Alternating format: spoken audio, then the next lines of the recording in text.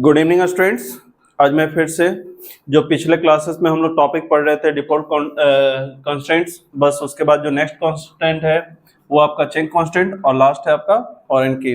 अब इसके बारे में पहले जान लेते हैं कि चेक कांस्टेंट होता क्या चीज़ है। इसका definition, check constant state that a field column attributes can be check for a condition before entering into the table. देखिए ध्यान से समझिए, जब हम लोग कोई एक टेबल बनाते हैं उस टेबल में हम चेक कांस्टेंट कहाँ लगाते हैं। ऐसा कॉलम आपको चाहिए जिसमें आपका ये चेक कांस्टेंट को फुलफिल करे।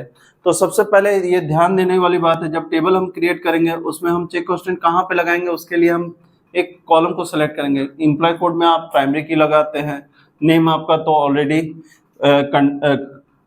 जिस तरह का कंडीशन आप यूज कर रहे हैं अपने टेबल में उस तरह का आप हर कॉलम में अलग अलग तरह का कंडीशन आप यूज करके कांस्टेंट को यूज करके आगे आप बनाते चले जाते हैं। लेकिन आप इस टेबल में अगर आप चाहें तो चेक कांस्टेंट का यूज कर सकते हैं। चेक कांस्टेंट का होने का रीजन क्या होता है वही चीज अभी मैं बता रहा हूँ। तो आप इसमें मोबाइल नंबर के जगह पे आप न लगा के आप सैलरी पे लगाइए तो ज्यादा अच्छा होगा, क्योंकि सैलरी कभी किसी का कम कभी किसी का ज्यादा होता है। तो ये कंडीशन को फुलफिल करेगा किस कॉलम में, सैलरी वाले जो कॉलम है उसमें। तो check constant state that a field column attributes वही सेम जो अभी हम बात बोल रहे थे, उसमें कंडीशन आप यूज कर लीजिए before the entering into the table. जब हम यहाँ पे डेटा डालने से पहले हम इसको जब टेबल क्रिएट करेंगे उसी समय आप चेक कांस्टेंट का यूज कर सकते हैं। तो किस कॉलम में हम यूज कर रहे हैं, यहाँ पे चेक कांस्टेंट का यूज कर सकते हैं। अब ये बनेगा कैसे, जैसे हम लोग क्रिएट टेबल हम यूज करते हैं,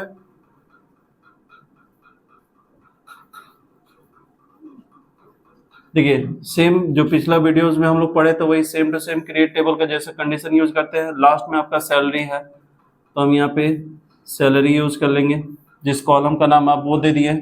इस तरह का यहाँ हम नाम लिखने के बाद यहाँ किस तरह का डेटा टाइप यूज करते हैं, तो इसमें हम डेसिमल का यूज करेंगे। साइज आप अपना हिसाब से दे लीजिए, 5, 10 जितना देना दे लीजिए। इसके बाद आप यहाँ पे देखिए किस तरह का कांस्टेंट यूज करना चाहते हैं। तो यहाँ आपको हम चेक कांस्टेंट बता रहे हैं तो इस जगह पे आप चेक कांस्टेंट का यूज कर सकते हैं। जगह नहीं होने के कारण नीचे लिख रहे हैं, यहाँ पे जैसे हम लिख देंगे चेक इज इक्वल टू, अब वैल्यू दे दीजिए इक्वल टू दे के, नहीं तो ग्रेटर देन इक्वल टू दे के, जिस तरह का आप यूज करना है। उसके बाद यहाँ पे वैल्यू आप लिख दीजिए, जैसे हम 5000 लिख रहे हैं, ठीक है। और उसके बाद आप ब्रैकेट एंड सेमीकोलन, ठीक है, इस तरह से आप बना लीजिएगा। तो और उसके बाद सेव करने के बाद आप डेटा को आप वर्क कर सकते हैं। जैसे मान लीजिए हम यहाँ पे डेटा डाल रहे हैं 1001, फिर इसमें हम राम का नाम डाल दे रहे हैं, मोबाइल नंबर कुछ भी आप यहाँ पे डाल दीजिए।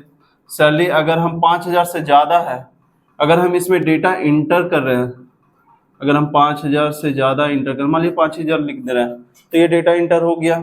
अगर हम इसमें 1002, इसमें हम राज लिख देते हैं, फिर मोबाइल नंबर कुछ भी आप डाल दीजिए, हम यहाँ कट कर दे रहे हैं। अगर हम यहाँ पे वैल्यू 5000 से कम दे रहे हैं, आपका डेटा यहाँ पे ऑलरेडी इंटर ले लेगा, यहाँ पे कुछ आपको प्रॉब्लम नहीं करेगा। कब प्रॉब्लम करेगा वो ध्यान दीजिए।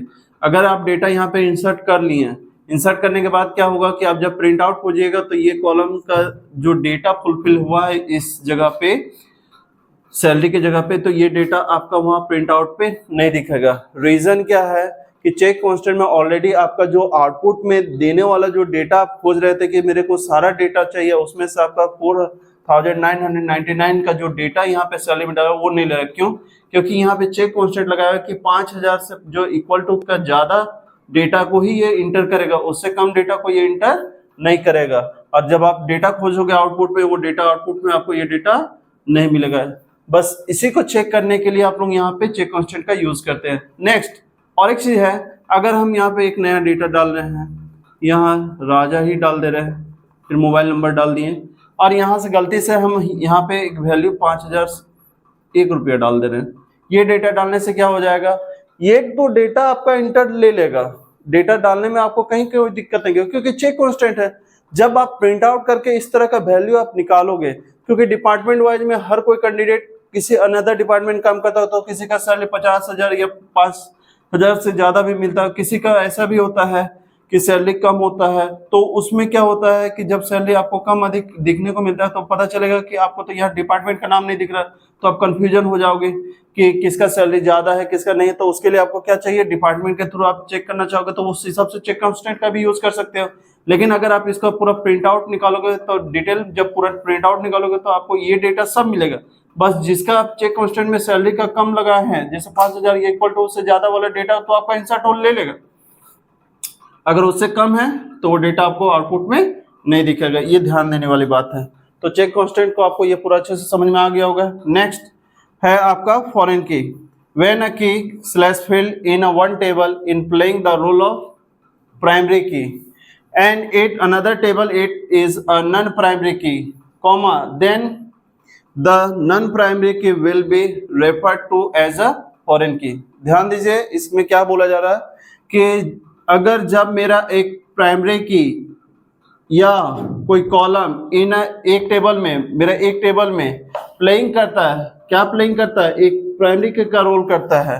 इन अनदर टेबल, अगर पहला टेबल में वो प्राइमरी की है तो दूसरा टेबल में वो मेरा क्या रहेगा, नॉन प्राइमरी की रहेगा। देन वही नॉन प्राइमरी क्या कहलाएगा, आगे जाकर जब रेफर्ड होगा तो वो एज ए फॉरेन की का काम करेगा। वो एक एग्जांपल के रूप में ले रहे हैं, पहला एक टेबल हम एम्प्लॉयमेंट का बनाया, एक टेबल डिपार्टमेंट का बनाया। अब जानते हैं कि हर टेबल में मेरा एक प्राइमरी की का रहता है, तो हम इसमें एक पहला जो कॉलम है उसको हम प्राइमरी की लिख देते हैं, प्राइमरी की ले लिए। हम एक टेबल डिपार्टमेंट लिए हैं, उसमें भी एक प्राइमरी की ले लिए,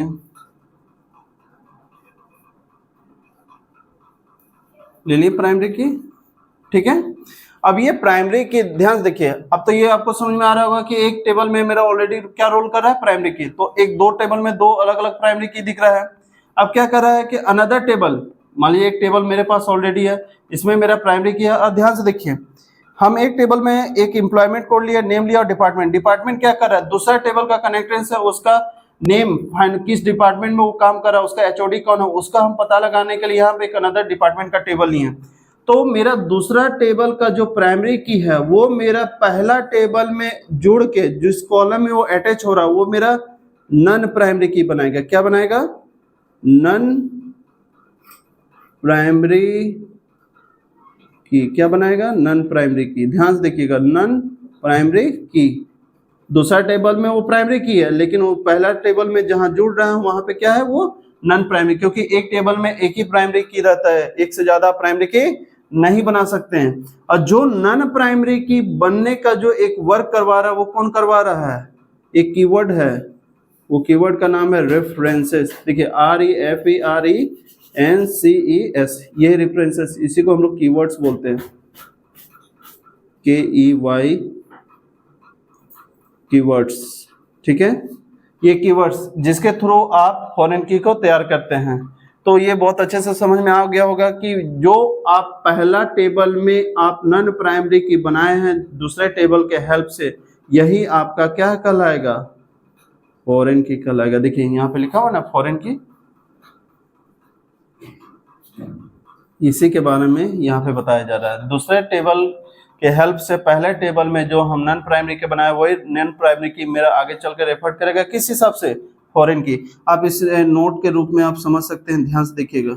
हम दो टेबल लिए हैं, पहले दो टेबल लिए हैं, एक एम्प्लॉयमेंट टेबल लिए हैं और प्लस एक डिपार्टमेंट टेबल लिए हैं। दो टेबल है मेरे पास, एक ये और एक ये, उसको मिला के हम लोग क्या बना रहे हैं, FOREGIN, फॉरेन की। ध्यान से देखिएगा, हम लोग नोट लेते हैं। पहला एक टेबल एम्प्लॉयमेंट लिए, एक department is equal to foreign key. ध्यान से देखिएगा, ये आपका क्या है, यहाँ पे किस टेबल का यूज कर रहे हैं। उससे पहले हम डिपार्टमेंट से ही पहला प्राइमरी की जो बनाए वो टेबल का हम जो कॉलम है उसका कॉलम का नाम लिखते हैं, जैसे डिपार्टमेंट अंडरस्कोर कोड, ठीक है।